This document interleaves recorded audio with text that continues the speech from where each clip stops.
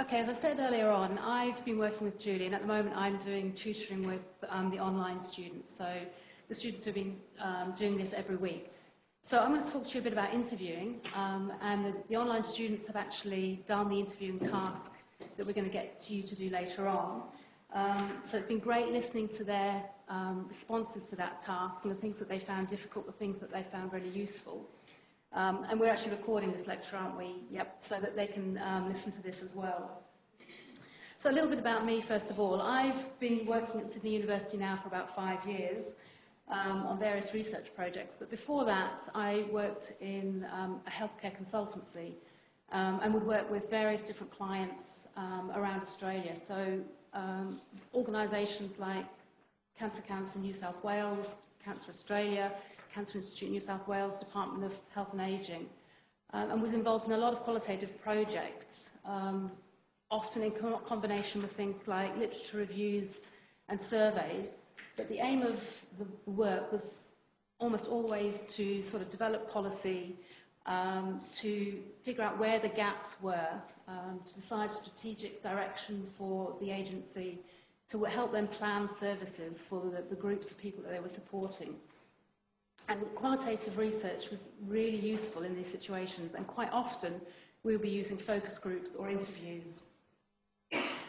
So in that situation, I had a lot of experience with interviewing patients or carers or healthcare professionals. But what I'm going to speak about, or the examples I'll use today, are about a study that I've been working on at Sydney University, which is to do with smoking, and specifically about how people quit smoking. So I'm going to talk about 2 different studies that have both used interviews as the method of collecting data. So the first one is an NHMRC-funded project. It's a 3-year study, so a long period of time, which was looking at how people quit smoking without using any form of assistance. So without using patches, medication, without getting behavioural support or support from their GP. And the second study is one that I did with Cancer Council New South Wales, which was a very different study, and it was looking at retail regulation of tobacco in Australia. So this is looking at why tobacco is still so widely available. We know that tobacco is sold by it can be sold almost anywhere, at almost any time of day. There's 14,000 places in Australia that sell tobacco, compared with nearly 2,000 pharmacies. So it's trying to explore why that is and what we can do, and whether going forward this would be something useful for the Cancer Council to focus on. So they were going to use interviews, and in this case it was with expert opinion leaders in Australia who could provide that sort of information. So although the studies are both looking at smoking, they have very different aims, very different timelines. So one of them was a 3-year study. You had the luxury of being able to plan to interview people over a long period of time, adapt your questions, follow up, change who you were going to interview next, whereas the other study was done in a period of about 3 months. So it was very intense, very fast. You had to get the interviews done quite quickly. So very different feel to them. And obviously at the end of each study, we were trying to do different things. So looking at how people quit smoking, what we were trying to do there was generate a theory or an explanation of how people quit smoking. So looking at a process, the process of quitting smoking, the process of quitting smoking on your own, or the process of quitting if you chose to use assistance. So we were trying to develop an explanation or an understanding. Whereas with the Cancer Council New South Wales study, what we were looking at was developing, sort of like doing a snapshot, quick data gathering to try and inform their strategic direction, what they were going to focus on next. This was after plain packaging in Australia, which had been a huge success, and that everyone's trying to figure out where to next in tobacco control. We've cut down on marketing, advertising, all these sort of things, and retail regulation. Is it the next thing that could really help reduce rates of smoking in Australia? So why did we decide to use interviews? So obviously, as you're finding out in this course, there's lots of different ways of collecting data. So you've talked this morning about focus groups. Yesterday you did observation. So why is it that we chose interviews in these two studies?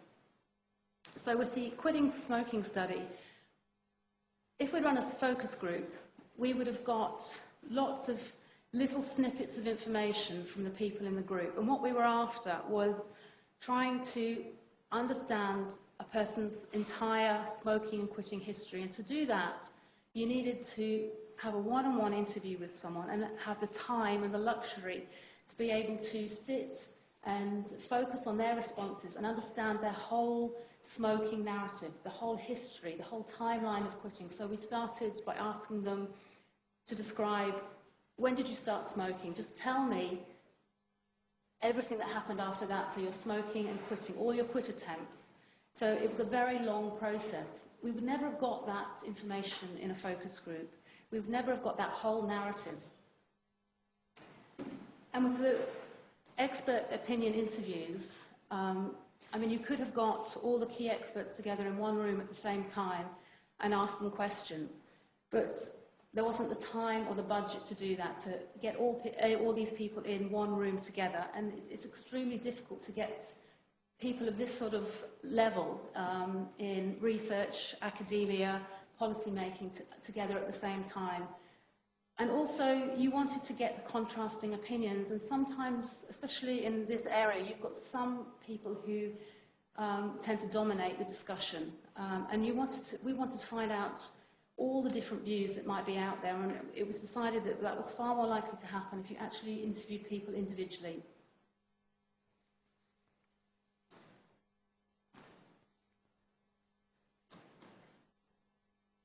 Okay, so who did we interview in these studies? So when you're thinking about interviewing, we're not just talking about what happens in that 30 minutes or that 2 hours that you spend in the interview. It's so important to think about what's happening before the interview and what happens after the interview. So this is about deciding who actually you want to interview. And this is going back to sampling, and you spoke about that yesterday.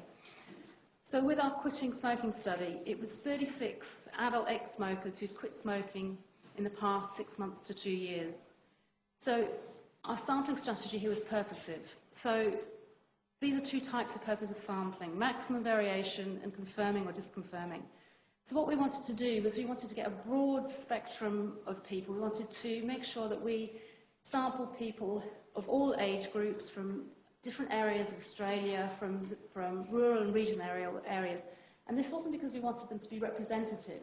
We weren't doing random sampling, but we wanted to make sure that we got a broad range of experiences. And that also meant we wanted to check and find out what their smoking, quitting experiences were. So it was actually, we're focusing on their experiences of the process we were interested in, which is quitting smoking.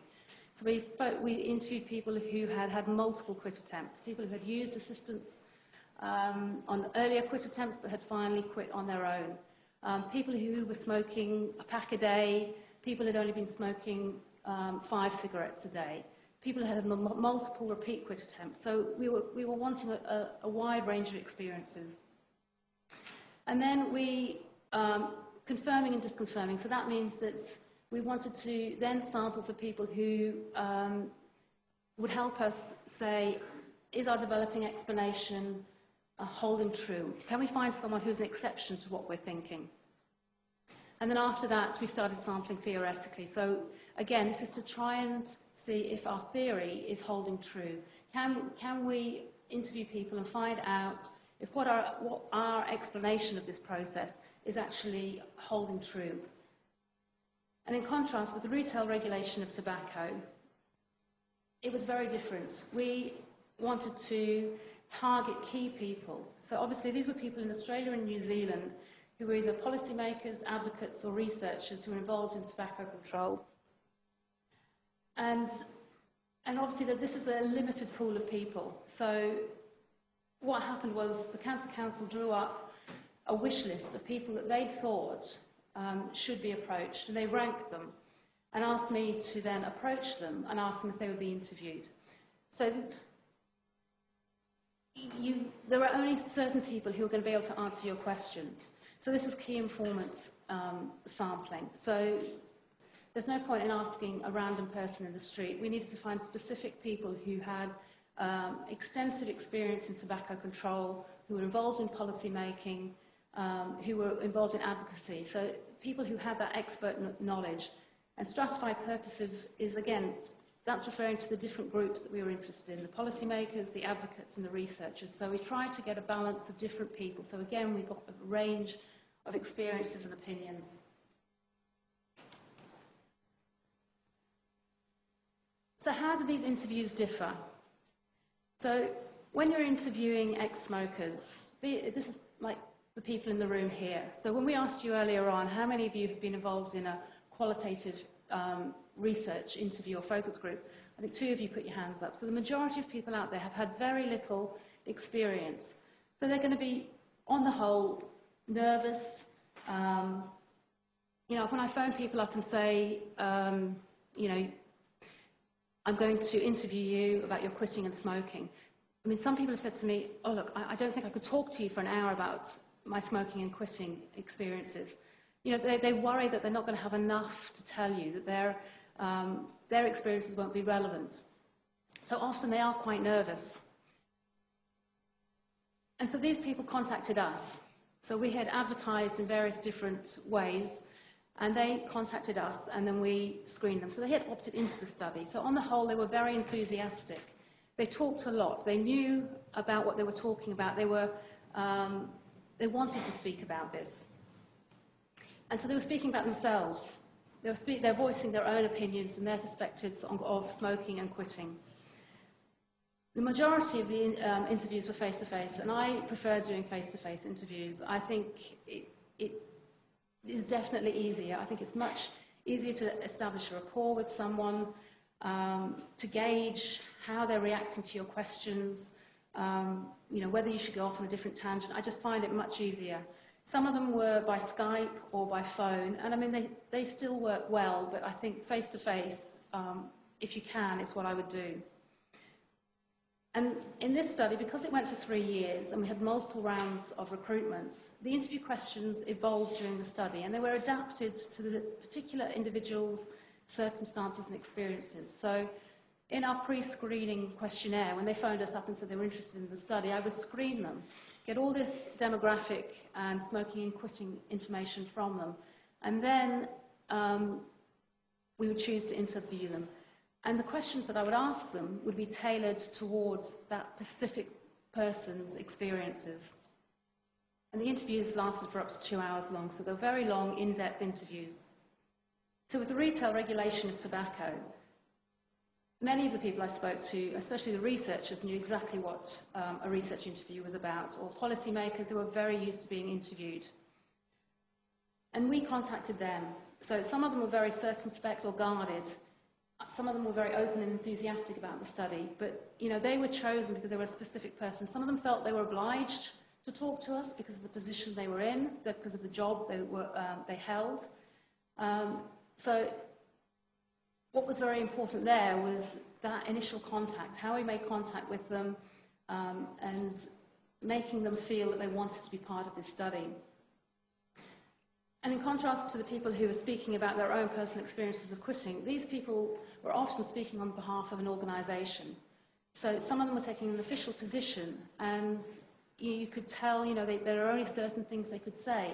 It wasn't their personal viewpoint often that they were talking to you about. They were talking about an organisation's viewpoint. So you're getting quite different responses, and sometimes you have to work out how far you can push to actually dig deeper and get more information without crossing that line with it being, you know, disrespectful or putting them in a difficult position. In this case, the majority of the interviews were by phone, and that is simply for logistics. Many of these people were all around Australia, very busy people. They will be squeezing you in a very busy work schedule, so most of those were by phone. And the core interview questions were identical in all these interviews. From the Cancer Council's perspective, they wanted to make sure that we asked the same questions. But having said that, depending on the responses, we did tailor our sub-questions depending on what they told us, the information they told us. And obviously, the questions would be slightly different if you're asking a researcher or a policymaker. And these interviews lasted for a maximum of 30 minutes, so you had a very short period of time to cover a lot of questions.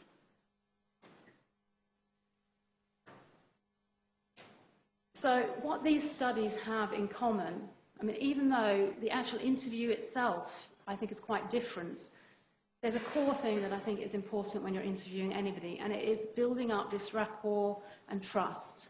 And it doesn't matter if you're interviewing a layperson or an MP, you have to develop this, and this involves work. And I think it starts right at the moment you first make contact with them or in the wording of your advertisement. And it's so important to take that into account. So in the quitting smoking study, so the first contact was people would phone me or email me, and then I would contact them, and I'd have this comprehensive screening questionnaire, and I'd probably spend 15 or 20 minutes speaking to them. And this was to get me an idea of who this person was, and to be able to document all this information, and then know later on whether I wanted to go back and contact them at whatever point in the study, if they met the criteria for someone that we would like to speak to. But it also gave me a chance to get to know the person, put them at ease, reassure them, you know, that I work for Sydney University, that I'm professional, that I know what I'm doing. And then when it came to actually doing the interviews, I mean, I think it is so important to bend over backwards to make it as easy as possible for your participant to take part in the interview. I mean, the hardest thing is getting people to respond to your advertisement for your study. So once you've got them there, you want to make that interview possible. So I would travel up to 100 kilometres to go and interview your participant. I would give them the choice as to whether it was in person or by phone. I would say I prefer to do it face-to-face, but if you would rather do it by phone, that was absolutely fine. So make it as easy as possible for them. And during the interview, I mean, you have to be empathetic and non-judgmental. And this is what is so important about developing your technique and how you answer questions, how you ask questions in an interview. So you do this in a way that doesn't make someone feel uncomfortable, that doesn't come across that they're giving the wrong answers, that you're not judging them in any way.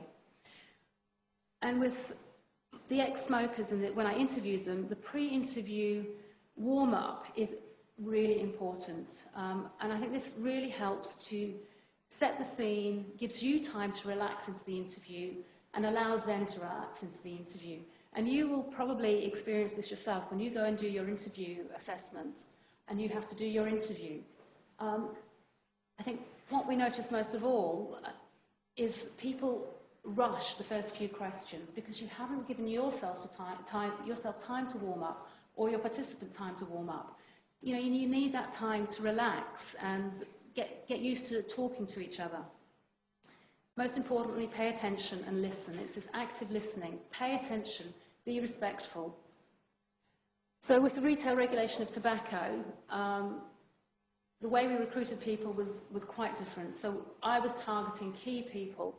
So there was only a small pool of people, and it was so important that we got them to say yes. So we did personalised, tailored emails. I would go and research the person that I was emailing and make sure that email came across that I wasn't just doing a generic email to Joe Blogs about an interview. I made sure that they knew that I knew what their work was and why they were relevant to this study. And as a result, we had 90% accepted our invitation. And again, you have to be flexible. These are really busy people, so I said I would interview early morning, late evening, any time of the day. You have to fit into their schedule. And with these people, confidentiality was critical. And this is because some people in tobacco control are quite outspoken in their opinions. And some of the comments they make could be identified simply because everyone else would know that's a comment that such and such a person would say. Or if we had reported a quote as saying for a policymaker in New South Wales, there may only be one key policymaker in New South Wales who could be, that everyone could then identify. So the participants, some of them were quite concerned about confidentiality, and as a result, a few of them wanted to have the transcript approved. So they wanted to see the transcript and go through, and some of them said, no, I want to remove this, I don't want to say this, or else wanted to change a specific comment to a more generic comment. Now, with these expert informants, you had to keep to topic. There was no time for chit-chats. There was no pre-interview warm-up. They didn't want you to be, asking about the weather or what sort of day they've had. You just had to get straight into it. And with only 30 minutes to do an interview and cover a lot of questions, there was just no time. But again, the same thing applies. You have to pay attention. You have to listen. You have to show that you're respectful.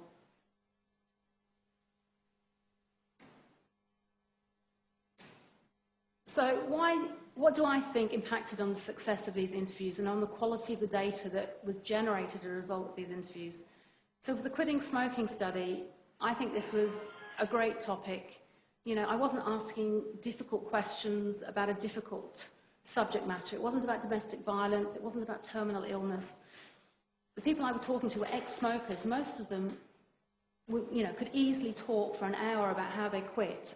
They were very enthusiastic. It was something they were proud of, so it was an easy topic to get people to talk about. The problems we had was in recruiting ex-smokers who'd use assistance. So we really don't know why this is. It may be that it comes down to people who use assistance weren't as willing to talk about their experiences. They weren't as proud of it. We don't know. And the only exception to that was the fact that we had a lot of people vapers who use e-cigarettes. And this was for various reasons, because, e-cigarettes is very topical at the moment. One of the researchers involved in the study has quite an outspoken viewpoint on e-cigarettes. And what we found was that our study had been posted on a vaping blog, and they had encouraged members to actually contact us. And this was because they felt very strongly about vaping, and they wanted to use our study as a way of getting their views out there. And I think they didn't quite understand that just the sheer numbers of people contacting us didn't mean that their views would actually bias the study, because even though I probably had 30 vapers contact me, I only ended up interviewing about 5 of them. So the vapers had their own agenda, and that came through in some of the interviews. Some of them were amazing, and I had fantastic interviews with them, but other ones, they brought all their vaping gear with them and basically wanted to tell me how wonderful it was. So they were trying to drive the interview. So that compromised, I think, 2 of the interviews. The other thing that I think worked well is that we always wrote comprehensive post-interview field notes immediately after the interview. So I would go and sit in a cafe as soon as I finished the interview and write for half an hour or an hour my thoughts on the interview, the key things that I thought had come out of it, questions that didn't work, things that I would change next time, make connections to other interviews I had done. So you're sort of doing your early data analysis immediately, but also you're using that experience to plan your next study, your next interview, who you might choose to interview and the questions you might choose to ask. And this study, being 3 years, it was fantastic. The interviews could be well spaced. We had plenty of time for data analysis between the interviews, so it was a very cyclical process. So doing a few interviews, analysing the data, and then planning who we would recruit next. So with the retail regulation study, what worked really well was being able to say it's a University of Sydney study and a County Council, New South Wales. So this lent credibility to the study, and I think that helped get people on board. And also the relevance of the topic. So in that email where I contacted people, making sure we made that connection for them. So, this came back to the Cancer Council identifying the right people that we should be interviewing, but also then making the link in the email for them. It was relevant to them. They thought it was something that was important. And also politely chasing participants. So you send that first email off, you hear nothing for a week, and then knowing that you have to keep chasing them. We said we would follow them up 3 times, and you just have to, you have to do it in the right way. Quite often people have read your email, think I'll get to it, and don't, and this is that your reminder emails can help. again, the concerns over confidentiality. So this came out in a couple of the interviews with some of the people I spoke to. They were actually concerned about what we were going to do with the data. I mean, where was it going to appear? Was it going to be in an internal report? Was it going to be published in peer-reviewed journals, presented at conferences? And at this, when I drilled down and found out what the issue was, what they were actually worrying about was freedom of information requests. So in 2015, British American Tobacco had actually put in a freedom of information request to Cancer Institute New South Wales, and also they had done that subsequently to Cancer Council Victoria to ask for access to information that they had got in surveys to do with smoking. The one in Victoria was specifically to do with school children and smoking. And so this person was concerned that if they came out with all these suggestions as to how we could possibly go forward in retail regulation in tobacco, they were worried that this information would get into the hands of the tobacco companies. So, I mean, these are real fears, and I mean, this was something at the time I hadn't actually even thought of, and I had to go away and find out, did this apply to us? And it turns out it wasn't, because the study we were involved with wasn't funded by government money, so it wouldn't apply. But these are all things that can come up in a study and compromise what someone's prepared to say to you. And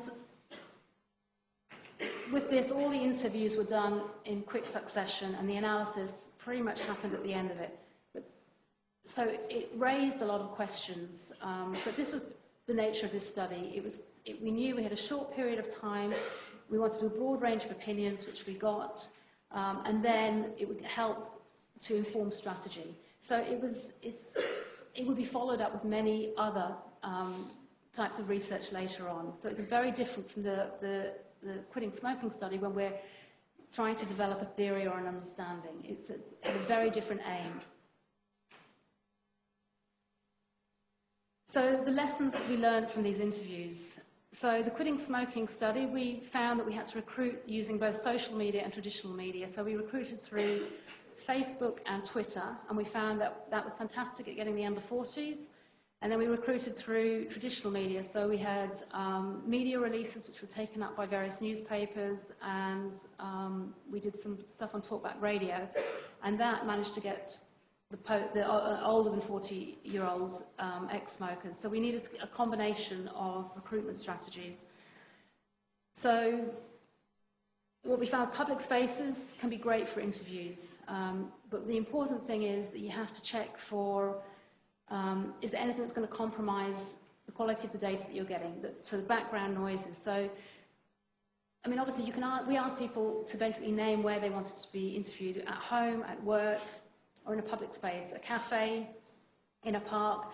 And I actually find cafes fantastic for interviewing people, except that they can be very noisy. But it's a space where people feel that they're in a bubble almost. There's people around them, but they feel that they can talk to you, and it feels safe. You're not in their home, you're not in their work.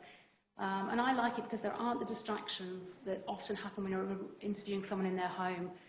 A number of times there's other people going about or interrupting. So that's good, but from the quality of your recording, just check for background noises. Be aware that even an innocuous topic can sometimes lead to emotional distress. So I was asking people about how they quit smoking, and on the whole, you think, what problems are going to come up with that? But there were actually several instances where people got quite upset, and this is because obviously when people quit smoking, many of them were telling me also about when they relapsed, and the reasons people relapse is often to do with some emotional event that's happened in their life. So the death of a family member, or traumatic marriage breakdown. So quite often things came up that were quite emotional for the person. So you have to think carefully about your topic and what issues could come up. And how are you going to deal with that if the person gets upset?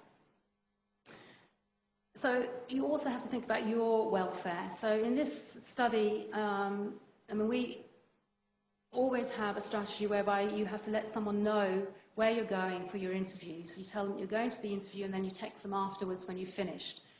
And this is really important. When you're interviewing people in their homes, you don't want to get yourself into a situation where you don't feel safe. And one of the early interviews I did in this, there was a situation where I was in a house in the Blue Mountains on my own with a gentleman, and I just did not feel completely safe. And you need to know that someone knows exactly where you are and have a plan. At what point do you decide you have to leave and terminate that interview? So you have to think these things through and have a plan in place. And think about the impact of others on what the participants are saying. So in phone interviews, you sometimes don't think through what's actually going on in the background when you're interviewing someone by phone. So, I mean, I had a couple of participants where, it's only as you get halfway through the interview that you start wondering what is actually happening in the background. And there was one woman I was interviewing, I could tell she kept moving from place to place. She was outside, I could hear birds singing, and then she was going into the house, and then I could hear, she sounded like she was in a bathroom because of the acoustics. And it was only towards the end of the interview that it became apparent that her husband had been in the house for the first half of the interview, and she was trying to avoid him because he was still a smoker. And she had never told him that she'd quit. He obviously now knew she'd quit because she wasn't smoking, but it was a topic that they had never discussed because he was so anti-quitting. And she didn't want to be in him hearing her responses. She didn't even want him to know that she was talking to me about quitting. So these are things that can impact on what your participant is saying in your interview. So in your interview assignment, take into consideration where you interview the person. What impact is that having on the answers they're giving you? So retail regulation of tobacco. So it's very important to be able to articulate the purpose of the study and the participant's role in achieving that. You have to be upfront about saying you cannot guarantee anonymity. I mean, you can reassure them that you won't use their name, that you will use a generic label like a New South Wales researcher, but you have to be careful that you don't overstate what you can guarantee. Keep to time. If you say it's going to be 30 minutes, they will want you to finish up in 30 minutes. And pick up on cues from your participant if they're getting irritated, if they're not interested in what you're saying. So be mindful and, listen to them and pick up on what they're saying. So in summary, I'd say success depends not just what you do in the interview, it's a lot to do with your planning beforehand and your post-interview admin. So think through in advance the questions you're going to ask your participant. Go back to, if you've screened these people beforehand, go back and look at the information that they gave you so that you can actually greet them and have a good idea in your head who this person is, what their experiences are, and why you've chosen to interview them. I mean, that all helps in developing rapport and building trust. If you come into that interview and give that person a sense that you really know who they are, and value them. And afterwards, make sure you do that, write those field notes, and think about your interview. And this is, in your interview assignment, we get you to do a reflection. And this is because what you do after the interview can have such a huge impact on what you do in subsequent interviews and on subsequent data collection.